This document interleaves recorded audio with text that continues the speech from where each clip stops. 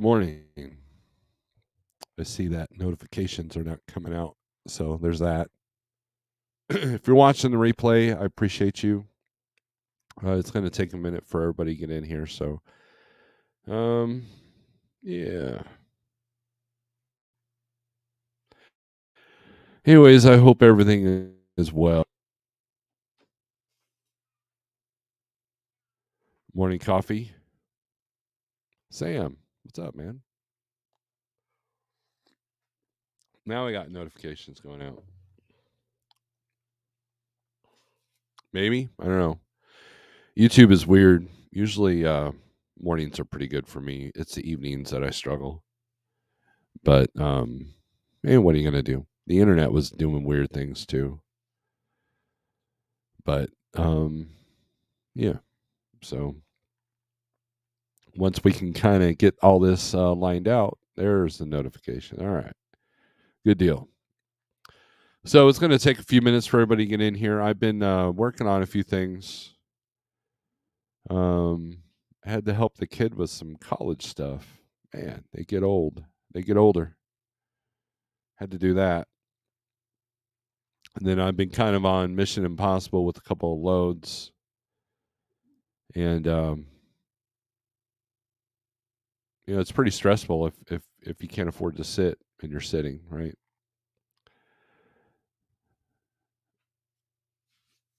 So these hot market maps, they come in handy. Let me do this too. I need to open up this website here. Yeah, the internet is definitely being funky. Probably sunspots or something. Anyways, have you guys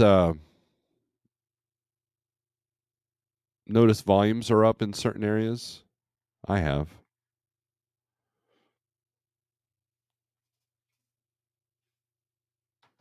And I think that kind of helps with some leverage. Like if you're going to go to Georgia, go to Atlanta area. But I've been trying to avoid Georgia, but we've been getting good rates going in, and I got $210 a mile to come out of there for 700 miles, so that's not bad. The short hops just weren't paying either, so it's like, well, if I'm going to take a hit, might as well go. Let's go north to a better freight area, and and time efficiency is important too. A lot of us do. A lot of us try to avoid doing 34s on the road. So you either got to work 8 hours a day, or you got to run your full clock. And it seems like a lot of the short stuff that you can accomplish in 8 hours just isn't there. And if it is, it's not paying well. So you got to go for the bigger money. Anyways, we'll put a link out today too, if you guys want. I know I promised that yesterday, but I did not ever do it. Jeffrey Like was live last night talking about the electric trucks and the autonomous trucks. There's a lot of things in the works that does not make me have faith and warm and fuzzy when it comes to trying to implement electric and autonomous trucks. I know that autonomous trucks were kind of a hot topic to talk about, but the government is trying to finagle their way into trying to make this a thing. And there's a lot of questions that nobody has answered. And when we can sit here and argue whether trucks can back into tight spots, and the first autonomous trucks are going to be basically relay trucks, point A to point B on the interstate. So before they figure that out,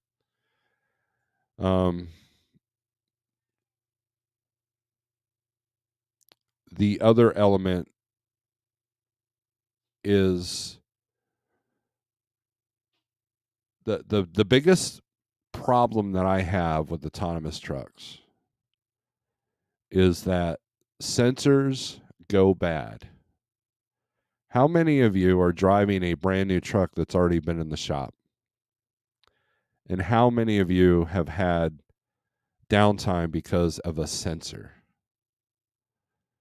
And so when you take your typical 2023, 2022 semi truck, even this one back here, which is a 2014, it's got more sensors. I've heard it's got more sensors than the space shuttle did. And so if you think the amount of sensors that have to happen on an autonomous truck, man, that's you know, and there's quality control issues with sensors. I mean, I don't see how it's even feasible. That's the part, like, we can argue the logistics of it, but the simple fact is that these new trucks are not reliable as the trucks of yesterday. It's it's that simple. And back in the days when you can't, a dealership can't make money if you can fix your own turbo in your driveway, like you could 20 years ago for $1,100. Now it's a $10,000 computer ordeal. Who's getting rich off of that one? Not the driver. I was talking about this with Shannon yesterday. We were talking about the model that is popular now, and the manufacturers, that's kind of how they want things done. Is you buy a truck brand new, rely on the warranty, or you lease the truck brand new and you rely on the warranty. When the warranty is out, then you grab another one. And so the trucks are engineered to do so. And since a turbo or something like that is covered on your warranty, in the first 500,000 miles, then quality control goes out the window, and you're not worried about it. You just got to get these 1,500 trucks that Swift ordered out the door, while half your friends got laid off during the vid. And meanwhile, the guy that can fix this truck can't, because there's no parts. So I mean, there's a lot of things that just it makes sense in a business sense, but it's not right. It's like Ratman, which I'm by the way, I'm wearing his T-shirt. Ratman Roden. Ratman said they don't sell vehicles anymore. They sell loans. And so, everybody, rags on the lease operators, whether it's lease purchase or just a straight lease. But you know what? They may not have to worry about that huge $20,000 rebuild or repair. Rebuilds are twice that.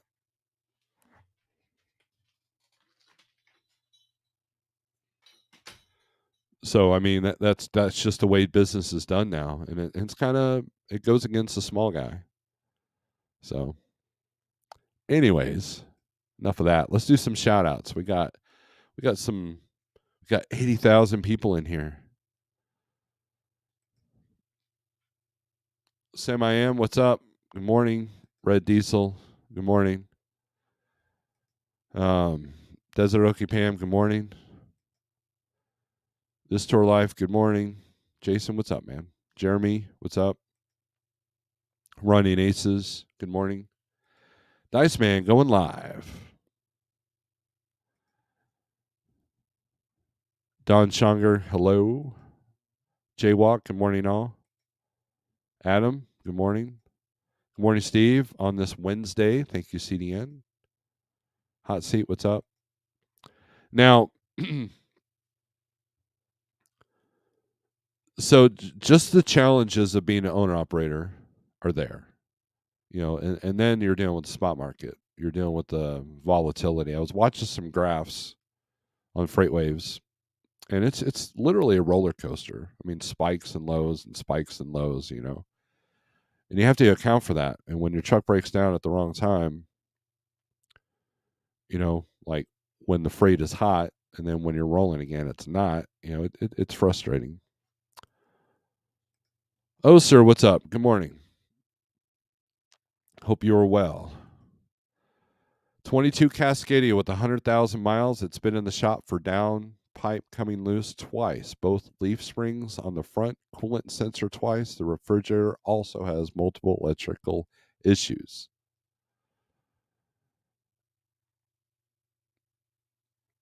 The only truck that's ever put me on a hook so far, knock on wood, had 9,000 miles on it. And it was a sensor. So now there'll be safety things in place with these autonomous trucks that if a sensor's out, the truck won't run, but can't move your freight if the truck doesn't run. And so all the problems that you're having as a truck driver, with your equipment, that all is still there with the autonomous truck. Except here's the thing. So let's say you've got one little thing that needs attention, but you can get it to the next truck stop or the next shop. You can pull that off. Whereas autonomous truck, the sensors are going to you know what, we need to shut this down. Danger, danger.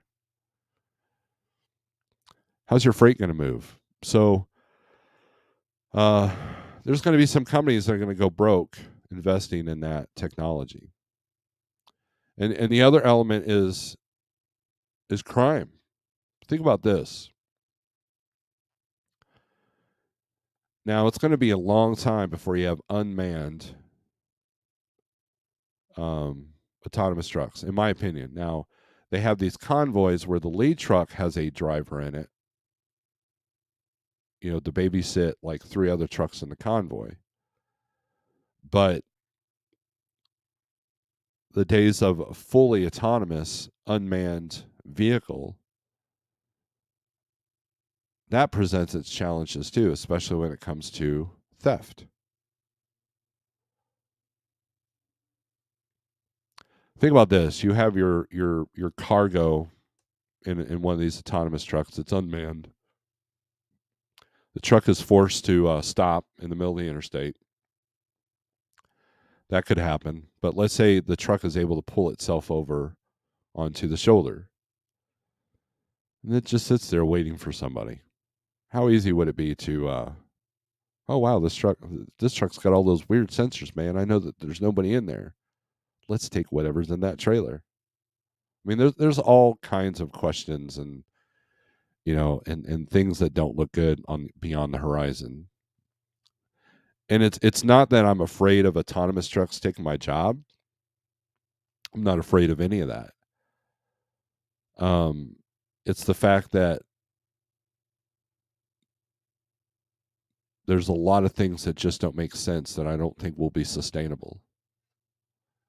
And they haven't answered all the questions. And so, just go out there and try it, see what happens. And it's going to fall flat on their face. Ponzi, what's up, man? They can't fix electrical issues because they're intermittent. Yeah, there's that. How many times have you had a code and the truck's not running right and you bring it in the shop? Well, can't see what it's doing because it's not active fault, right? SST, what's up? Swarms of them. Good morning, Shannon. They can't make the stuff they're making now, much less something a lot more advanced. Right. I have little faith that there'll be enough people trained to repair this new technology. Shops can't even tighten bolts. And that therein lies the problem. I've been in the middle of a half-built boat. When I was a boat welder, sitting in the middle of this boat with a part in my hand that I can't make fit into where they needed to fit because we were doing internal welds on this thing. And I've had 3 engineers looking down at little old me in the boat, tell me that it should fit, and ask me why it doesn't fit.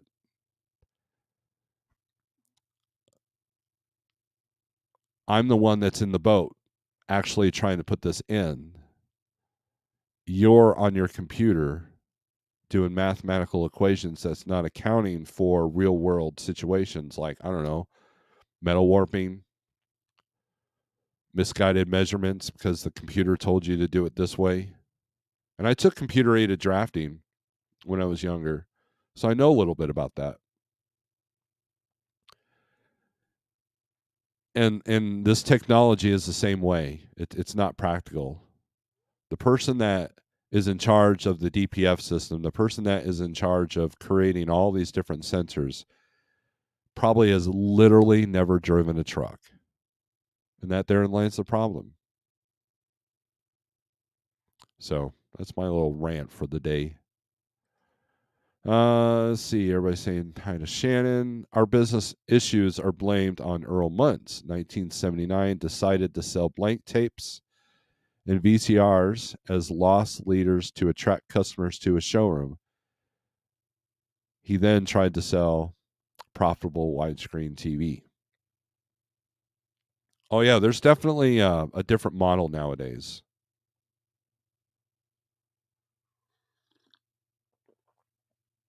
I guarantee you that if I added all this together, all the repairs of my truck together from mile one, I probably could have probably sent all my kids to college.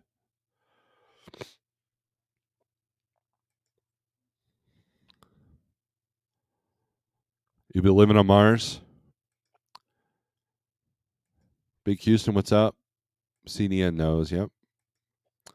Gas station industry, grocery stores, electronic stores all started their business and taught we need loss leader products to draw in customers. Truckers need backhauls to get home or a better rate. Why? I don't know. That's a good question. That 4D chess will F things up for sure. So it's business is done differently. You know, I encourage people to read Dale Carnegie, How to Win Friends and Influence People, and it'll kind of give you a an image of things, how things were done 100 years ago. And there's a lot of art that's been lost when it comes to the handshake and honest business practice. Somewhere down the line, about the time that all the auto manufacturers started to move out of Detroit, they realized if we make cars that last, we can't sell new ones. If you can sell one person, one car, if you can sell each person in America one car once, that's not good enough. They want you to buy the newest, latest, greatest every 3 years. You make a lot more money that way. You triple your money, which is, you know, that's the problem.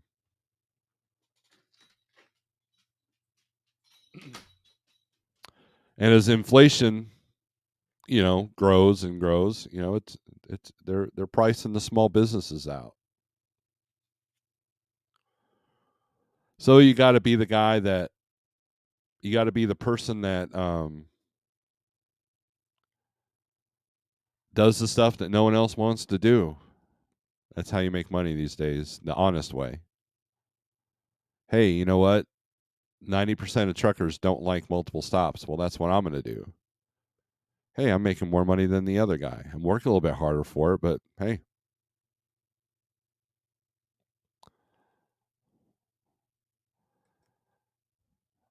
On your way to Springfield? When are you going to be here? Where are you delivering? What you going to do? When I think I see a lack of attention, detail, and pride in workmanship. Absolutely, Ponzi. Absolutely. No one, I mean, no one takes pride anymore. And pride in salesmanship is a thing, you know. We as consumers expect to buy items cheap. We look for cheap gas, cheap lumber, lowest priced cars to run loss leader backhaul. The supply chain expects trucks to run for less to support their loss. Well, we live in a time where everybody's at a loss.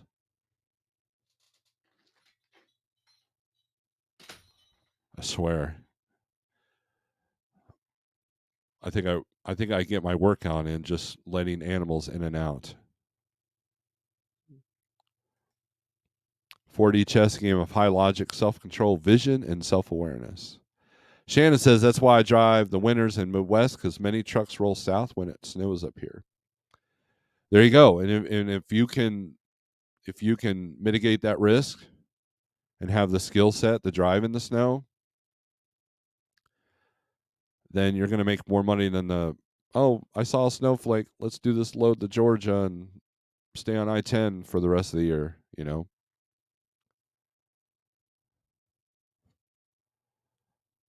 5 hours away, Diller and Steele. Well, maybe if you got time for lunch, we could do that. I don't know. I've kind of got a busy day today. I still got the van I bought in '89 and the pickup I bought in '97. The old lady gets new vehicles regularly, though. We are the same way. Well, on the first part of your sentence, but not on the last.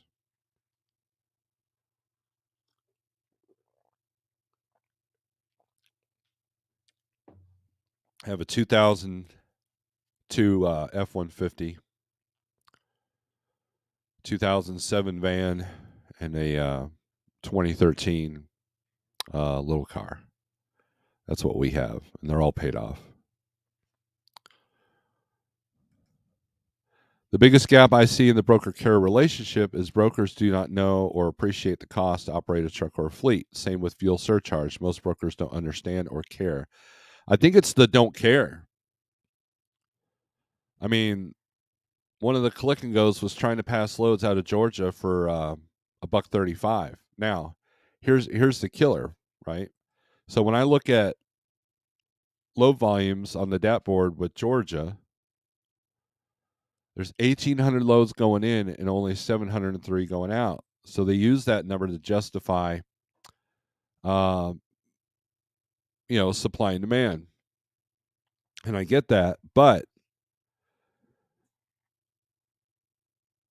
what many people don't realize, and this is the dangerous part, is that if fuel gets up to $7 and $8 a gallon,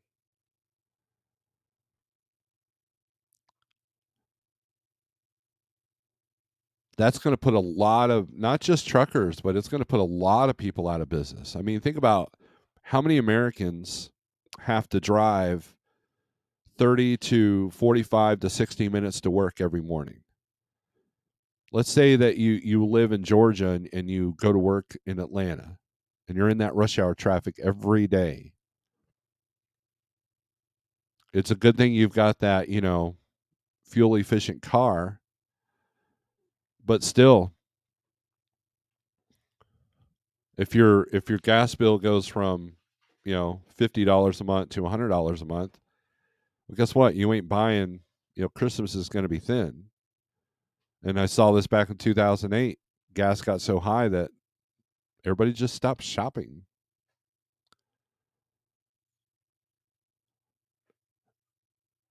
Trucks will park. The people that have choices will park. Just like the other day, I talked to someone that had, about $200,000 of debt. He's going to file bankruptcy. People are going to give up, and that's gonna slow the country down quite a bit. What's that cup you got there? This is an Iron Maiden cup. It's from Wicker Man off the Brave New World album. I found this at a truck stop in Cuba, which is now a TA.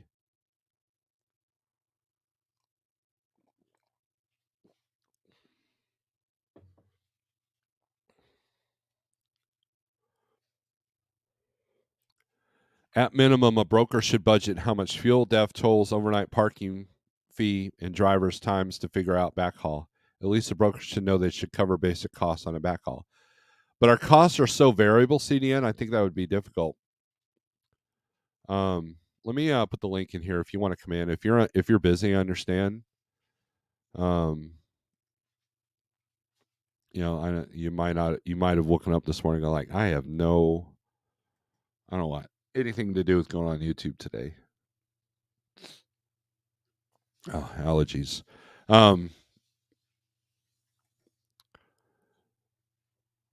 And so, like, I know that my costs are different than, say, Nevada Trucking and Trails. His costs are different from Shannon Thomas Trucking's costs.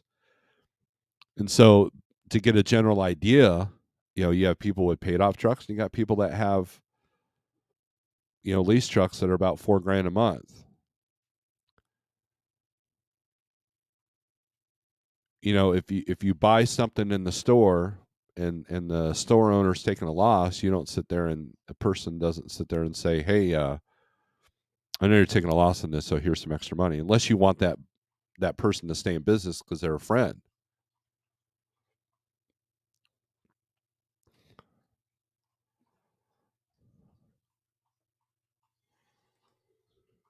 Yeah, I agree, SST. TA about that truck stop too. Yeah. Yeah, it's a TA now. It was the Cuba truck stop in Cuba, Missouri. Excellent parking. One of those places that you can pull in 3 in the morning and still find parking. Restaurant wasn't bad.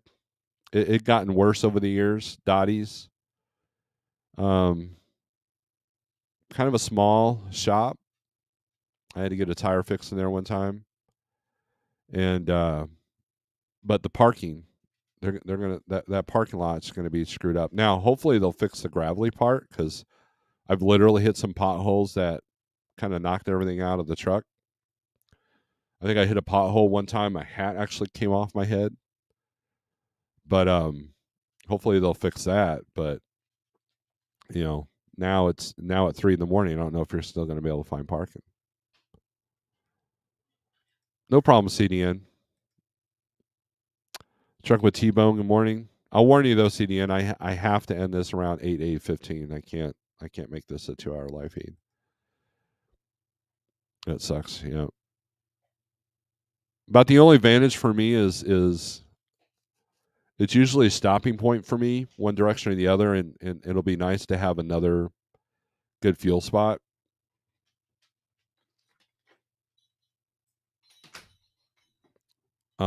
Cheaper fuel. Which, by the way, check this out. This is verified by a Schneider driver I talked to last night, and I saw it on Facebook. Schneider ICs usually got between 20 to 40 cents a gallon off. A little bit, it's 10 cents higher than what the rest of the country is if you're out west. They got a new message on their Qualcomm stating that their fuel discount is only 7 cents for the next 2 weeks. 7 cents off a gallon.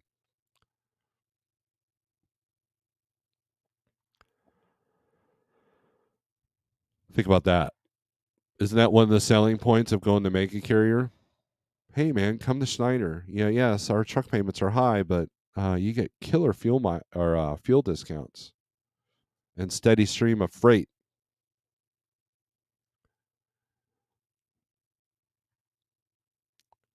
So there's that.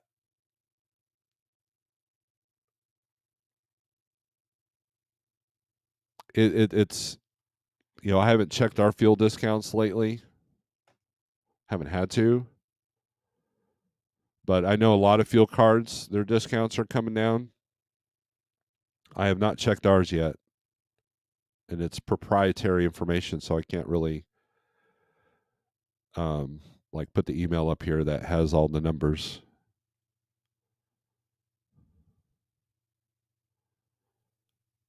But yeah, if I was at Schneider right now, I'd be ticked. So I encourage you to have your own fuel cards. do some shopping,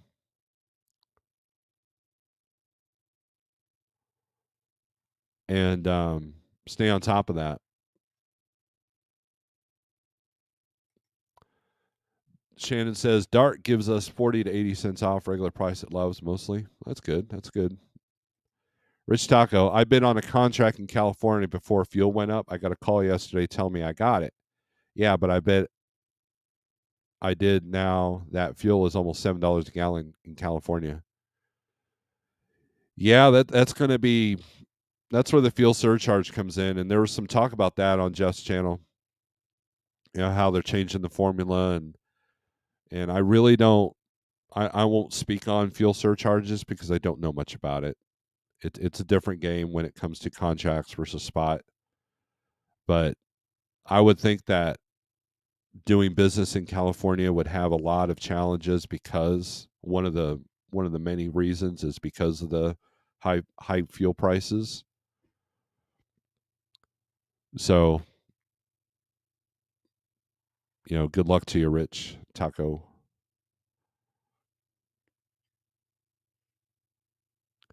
And look, I know somebody that been running for the same broker doing the same freight for a while, and he also has had to approach them to, like CDN said, approach them about, hey, look, fuel's up X amount percent.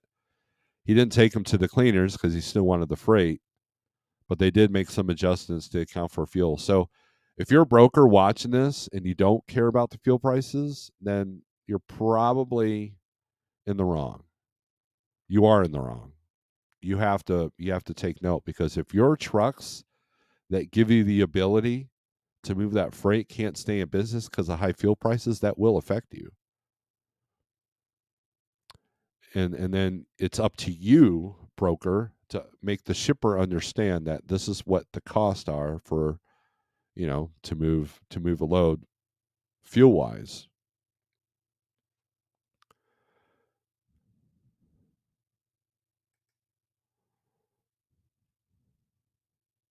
You can't keep running a small company on discounts. This is not the dollar store.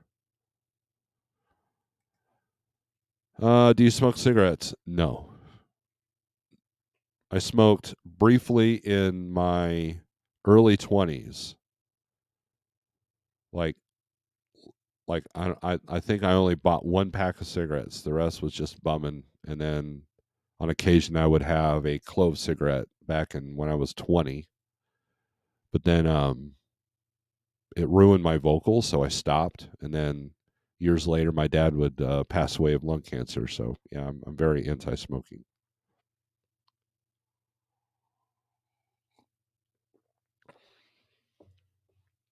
Let's read that. T-Bone had a broker tell me fuel was back down the other day, and that's part of the problem, right? T-Bone, is that we'll sit there and say, hey, fuel's up, so I need a higher rate, and so that gives them permission to go, hey, fuel's down, so here's your lower rate.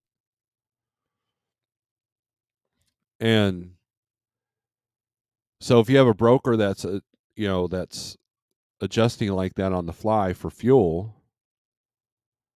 that's, I don't know, that seems, just do a fair rate, and here's another one I've been doing, and it's at least made me feel better about myself. I don't know if it's created results, but when I hear the words, that's all I got in it, I'm like, yeah, if I do it for $1.35, man, I'm taking a loss. So I feel you. I wish there was a way we can go to the customer and make them understand what it costs to do your job and to do mine. I literally did that to a broker, and they're like, "Okay, thanks." Yeah, I mean, I could tell I rewired something that wasn't there. Like, he's looking through his book of how to negotiate with an angry trucker, and he was like, "Oh crap, they've never thrown that one at me before." And the loads that I tend to book are the ones that are a reasonable rate from the get go. And I talk to the person; they're very clear and concise. They take pride in their work. You know how many times I've called a big brokerage and like, hello? I had one guy answer, yeah. Is this such and such transportation? Yeah. You have a load. I mean, it's like at that point, it's literally killed the vibe. There was one time where a guy answered like that, and I was like, "Is this such and such brokerage?" Yeah. Click. I'm not even going to deal with that because if you can't do something as simple as answer a phone, then correctly, then you obviously don't want to move that load, especially with me. What is up, CDN? How are you? Good morning. Hey, nice background. Thanks. I can't stay long either, but I just wanted to touch. I think, as I mentioned about brokers and the training. So brokers are trained about a lot of things, but one of them is, do they know what it costs to operate a truck?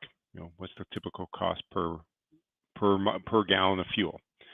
So I think a couple weeks ago you shared my screen with my calculator.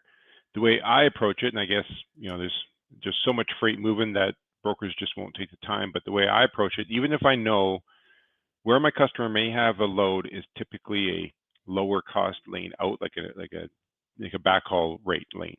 Before I do that, I'm still going to look at where is it picking up, because what if it's picking up at a nearby town 30 miles away from that main city? So I need to budget that deadhead in my mind. 30 miles in, 30 miles out. That's deadhead there. And then same thing for the delivery. I'm going to look at where is it delivering, even if it's delivering to a city with good freight or bad freight, doesn't matter.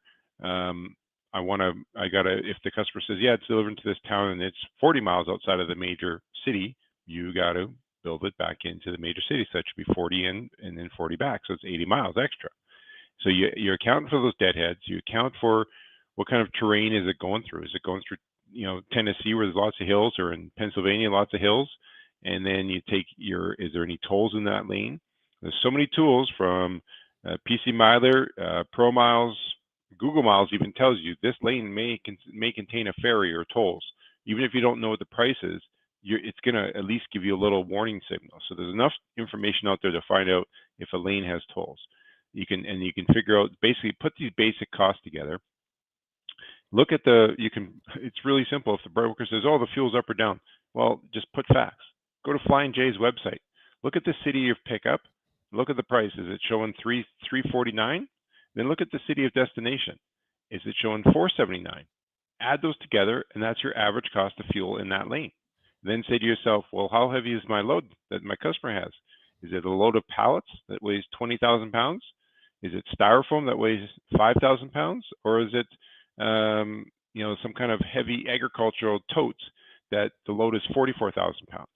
So if it's, to me, as a layman broker that doesn't know much, if it's 44,000 pounds, even if you're driving a 2022 Volvo or International or some brand new vehicle that's supposedly the best fuel provider, and depending if it's heavy, I'm just going to go with 5 miles to the gallon, even if you're getting 7 or 8. And if it's light, I might go 6.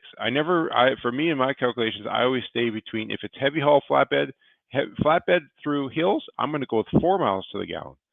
And if it's a hilly, I might even do that for a van. But if it's just regular heavy flat, I'm going to go 5 miles to the gallon. And if it's anything else, I'll go 6 if it's light. And then I just put all that together, and that's my basic. Then I look at those 15 and 30-day averages, or my own TMS, to see if I've run that lane before, and see where I've come in at. And then that's when you have to adjust, because that's when you have to try to convince the customers, even if you put the cost together, but you know that the lane rate is low, you hopefully try to say to the customer, hey, you know what, the location of pickup is 40 miles outside of town, so we have to account for that a little extra. And the place of the delivery is not right in the core of town, so we have to account for that. And you put that together and hope that you can sell it at a higher price to help the carrier. Well, here's the difference, CDN, is that you take pride in your job.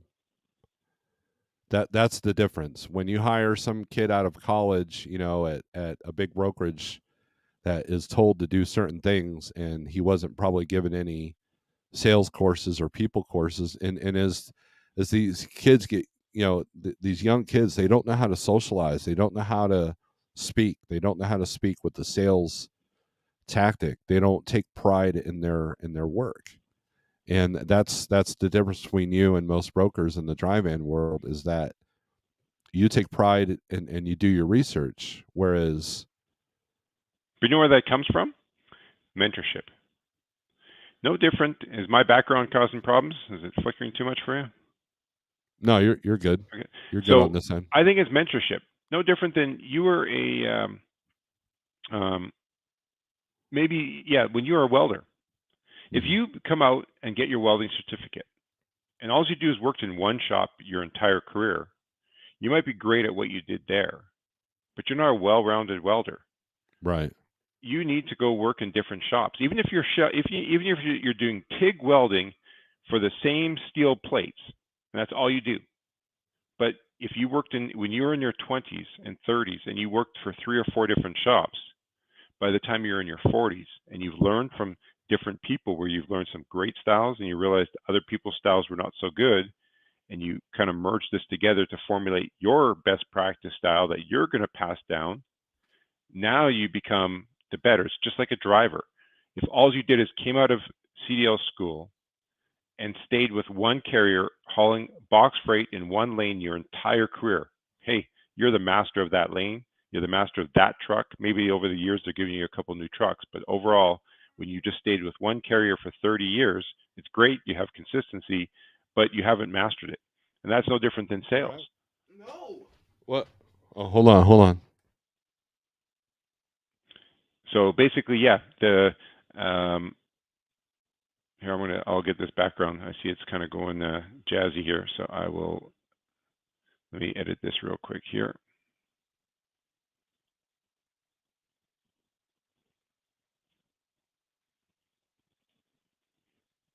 All right.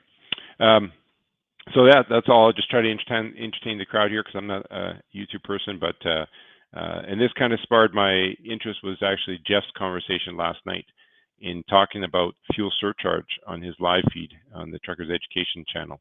Let me see, there we go. You know, Jeff, and he had I think the dean, and I think Sandman was in there for a little bit, and they were talking about fuel surcharge. And I've been saying this for quite some time, that if you were to start a trucking company today, go out and buy a truck.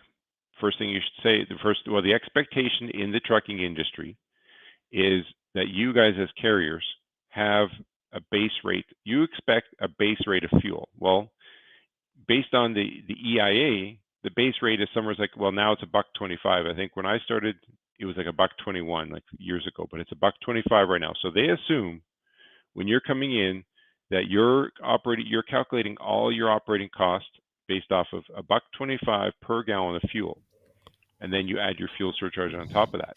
And again, that's where I think, that's where we can help even during a downtime in the market with rates, along with high fuel costs. That should be the leverage point, is constantly nagging these brokers about, come on, man, I understand that this lane is this or this is a low commodity, because right, shipping a truckload of brand new Mac laptops versus a truckload of noodles for Dollar General, should they be running at the exact same value? If they're running the exact same warehouse to warehouse, but one is ramen noodles and the next one is laptops, should the driver not be getting paid more for a high value load? I believe that the high value load should, because there's a lot more risk. Absolutely. Because if anyone's paying attention to that warehouse, there could be 4 cars following that truck, waiting for you to stop and trying to hijack that truck, right? If I know as a carrier that my driver is about to pick up some load worth $250,000, $350,000, something like that, where it's iPhones, laptops, computer servers, some super high-end medical equipment. In fact, you know what I would be doing I would add into my cost, even if the broker doesn't do it, I would even bring it up with the broker. I would hire I'd hire a security person so that when my driver sleeps, there's a security person hired to sit next to the truck, monitoring the truck for the entire night the driver sleeps. I agree. Sorry, I'm a little distracted. My Yeah. son he just threw a wrench in what I need to do today. So I'm gonna have to go see you. Okay, I Thanks will for let you go coming anyways. in. That great chat, guys, and thanks again, Steve. and I appreciate you guys. Thank you very much. Make sure hit the thumbs up if you would, and yeah. So everything's fine. I just got to deal with something right now. So um, we'll chat later. So let's strength for today, hope for tomorrow, and I'll leave you with the outro so you can bang your head and don't crash. All right.